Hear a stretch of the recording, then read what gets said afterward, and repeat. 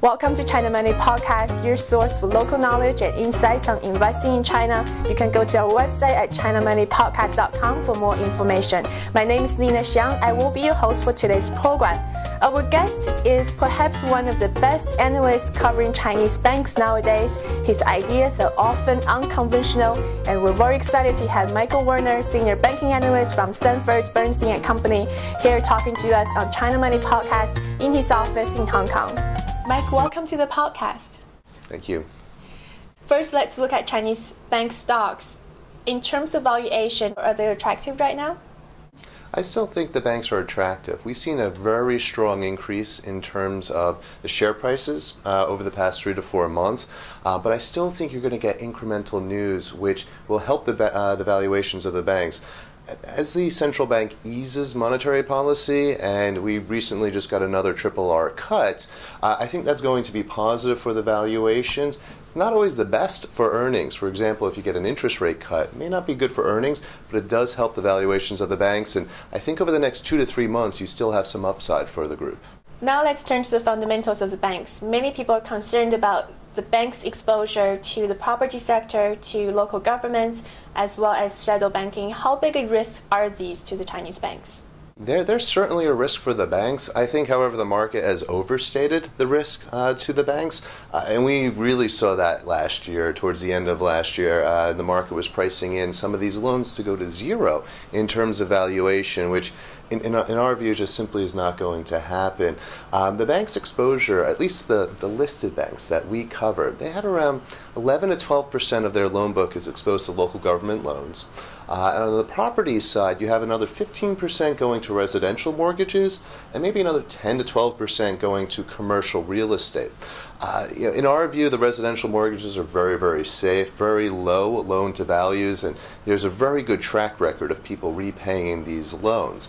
On the LGFV side, yes, there are certainly some problems there. I think the bulk of the loans are going to end up being healthy, but there's a good 5 to 10% of the loans that I think are going to have trouble repaying, but that's a couple of years out, and the banks, I do think, will have some time to earn up enough reserves to provision against that.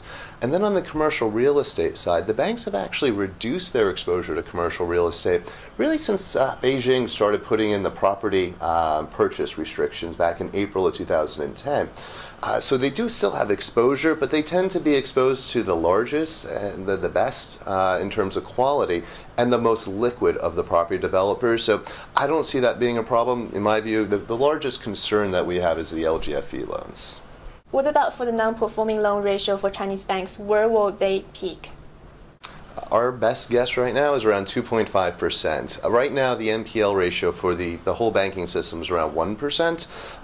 And getting to 2 to 2.5% over the next couple of years is actually going to be in line with what we've seen in other countries that experience slowdowns. And we think China's economic growth will slow from the 9 to 10% that it's been enjoying over the past couple of years, down to 7 to 8% at the bottom of the cycle, which we think will be in the second half of this year and into 2013.